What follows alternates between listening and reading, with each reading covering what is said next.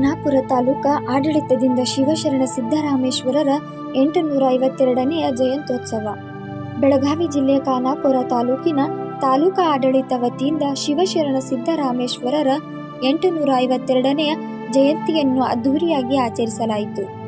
ಈ ಜಯಂತಿಯ ಕಾರ್ಯಕ್ರಮದಲ್ಲಿ ಬಿಳಕಿ ಆವರೊಳ್ಳಿ ಮಠದ ಶ್ರೀ ಚನ್ನಬಸವ ದೇವರು ಹಾಗೂ ತಾಲೂಕಾ ಆಡಳಿತಾಧಿಕಾರಿಗಳಾದ ಪ್ರಕಾಶ್ ಗಾಯಕವಾಡ ಹಾಗೂ ಭೋವಿ ಸಮಾಜದ ಎಲ್ಲ ಪದಾಧಿಕಾರಿಗಳು, ತಾಲೂಕಿನ ಎಲ್ಲ ಇಲಾಖೆಯ ಅಧಿಕಾರಿಗಳು, ಬಿಜೆಪಿ ಪಕ್ಷದ ಮುಖಂಡರಾದ ಪ್ರಮೋದ್ ಕಚೇರಿ, ಸಂಜಯ್ ಕುಬಾಲ್, ಸದಾನಂದ ಪಾಟೀಲ್ ಇನ್ನಿತರು ಉಪಸ್ಥಿತರಿದ್ದರು.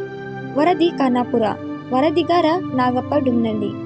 KS news 24x7.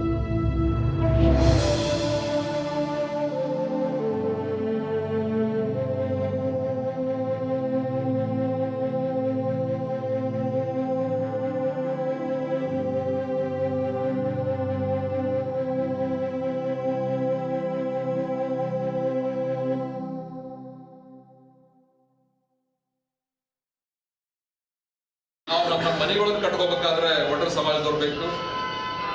ಯಾವುದೇ ಭವನ ಮಾಡಿದ್ರೆ ಒಡ್ಡರ ಸಮಾಜದವ್ರು ಬೇಕು. ಯಾವುದೇ ಭವನ ಆಗಲಿ, ಮನೆ ಆಗಲಿ, ಗುಡಿ ಗುಂಡಾರಾಗಲಿ, ಮಠಗಳಾಗಲಿ ಏನು ನಿರ್ಮಾಣ ಆಗಬೇಕಾದ್ರೂ ಒಡ್ಡರ ಸಮಾಜದವ್ರು ಇಲ್ಲದೆ ಯಾವುದು ನಿರ್ಮಾಣ ಆಗೋದಿಲ್ಲ.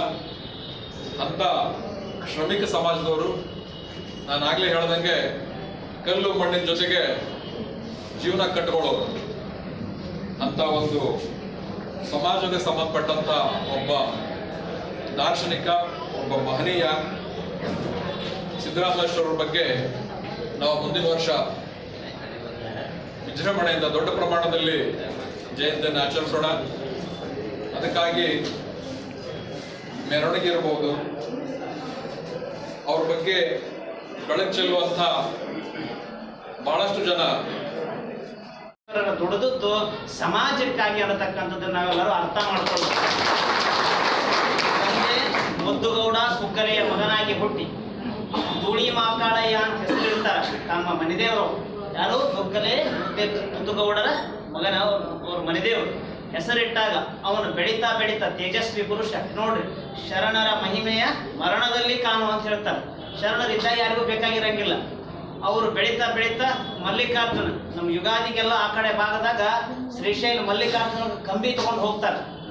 ಕಂಬಿ ಹೆಗಲ ಮ್ಯಾಗ ಹೊತ್ಕೊಂಡು ಕಂಬಿ ತಗೊಂಡು ಶ್ರೀಶೈಲ ಮಲ್ಲಿಕಾರ್ಜುನ್ಗೆ ಹೋಗ್ತಾರೆ. ಹೋಗುವಂತ ಸಂದರ್ಭದೊಳಗೆ ಮಲ್ಲಯ್ಯ ಮಲ್ಲಯ್ಯ ಅಂತಿರ್ತಾರೆ. ಇವನ್ಗೆ ಮಾತು ಬರೋಂಗಿಲ್ಲ. ಯಾರಿಗೆ?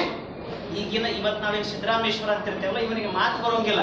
ಎಲ್ಲರೂ ಮಲ್ಲಯ್ಯ ಮಲ್ಲಯ್ಯ ಮಲ್ಲಯ್ಯ ಅಂತ ಹುಡುಕಿ ಹೋಗ್ತಿರ್ತಾರೆ ಗುಡ್ಡದ ಕಾಡು ಬೆಟ್ಟಗಳಲ್ಲಿ. ಇವ ಅವಾಗ ಏನಾಗ್ತೈತಿ, ಒಬ್ಬ ಮುದುಕ ಬಂದ ಕಾಸು ಏನ್ ಮಾಡ್ತಾನ, ನನಗೆ ಉಣ್ಣಾಕ ಸ್ವಲ್ಪ ಏನಾದ್ರು ತಿನ್ನಾಕ ಹಸಿವಾಗಿ ಕೊಡ್ತೇನೆ ಅಂತ ಕೇಳಿದಾಗ ಅಲ್ಲಿ ಆಟ ಆಡತಕ್ಕಂಥ ಹುಡುಗರೆಲ್ಲರೂ ತರಾಕ್ ಮನಿಗೆ ಹೊಡ್ತಾರೆ. ಯಾರೋ ಹಣ್ಣು ತರ್ತಾರ, ಯಾರೋ ಸ್ವೀಟ್ ತರ್ತಾರ, ಏನೇನು ಹೇಳ್ತಾರೆ. ಸಿದ್ದರಾಮನ್ನ ಮತ್ತೆ ಬೈತಾರೆ. ಯಾರು? ಅಲ್ಲಮ ಪ್ರಭುಗಳು. ಒಡ್ಡ ಹಂಗ ಹಿಂಗ ಅಂತೇಳಿ ಬೇದಂತ ಸಂದರ್ಭದೊಳಗೆ ಸಿದ್ದರಾಮಪ್ಪ ಸಿಟ್ಟು ಬರ್ತದ. ಅವಾಗ 3ನೇ ಕಣ್ಣು ಅಲ್ಲಿ ಮಲ್ಲಿಕಾರ್ಜುನ ಏನು ಕೊಟ್ಟಿರ್ತಾನ ಅದನ್ನು ತಗೊಂಡು ಸುಡಾಕ್ ಹೋಗ್ತಾನ. ಗುರಿಯ ಜ್ವಾಲೆ ಅಲ್ಲಮ ಪ್ರಭುವಿನ ಹತ್ತಿರ ಹೋಗಿ ಅದೇನಾಗ್ತದೆ, ತನ್ನ ಪಾದದೊಳಗೆ ಲೀನ ಆಗ್ತೈತಿ ಅಂತಕ್ಕಂಥದ್ದು ಇತಿಹಾಸಕಾರರು ಬರೆದಂತ ಮಾತುಗಳು. ನಂತರದಲ್ಲಿ ನೀ ಇದನ್ನೇನು ಮಾಡ್ತೀವೋ, ಕೆಡಿ ಕಟ್ಟಿ ಏನೋ ಮಾಡಾಮದೀನಿ, ಇದನ್ನು ಶುದ್ಧ ಮಾಡಬೇಡ, ನಿನ್ನ ಅಂತರಾತ್ಮ ಶುದ್ಧ ಮಾಡಬೇಕು ಅಂತ ಹೇಳಿದಾಗ ಅಲ್ಲಮ ಪ್ರಭು ಅವನನ್ನು ಸೊನ್ನಲಿಗೆ ಇಂದ್ರ ಕಲ್ಯಾಣಕ್ಕೆ ಕರ್ಕೊಂಡು ಬರ್ತಾನೆ. ಕಲ್ಯಾಣದೊಳಗೆ ಶೂನ್ಯ ಸಿಂಹಾಸನದ ಪೀಠ ಏರಿರ್ತಕ್ಕಂಥ ಕೆಲವು 4 ಜನರಲ್ಲಿ ಸಿದ್ದರಾಮ ಶಿವಯೋಗಿ ಒಬ್ಬ ಅನ್ನತಕ್ಕಂಥದ್ದು ನೀವೆಲ್ಲರೂ ಅರ್ಥ ಮಾಡಿಕೊಂಡು. 4 ಜನ, ಒಬ್ಬರು ಅಲ್ಲಮ ಪ್ರಭುಗಳು, ನಂತರದಲ್ಲಿ ಚನ್ನಬಸವಣ್ಣ, ಸಿದ್ದರಾಮ ಶಿವಯೋಗಿ, ರುದ್ರಮುನಿ ದೇವರು ಅನ್ನತಕ್ಕಂಥ 4 ಜನರಲ್ಲಿ ಸಿದ್ದರಾಮ ಶಿವಯೋಗಿಗಳು ಕೂಡ ಒಬ್ಬರು.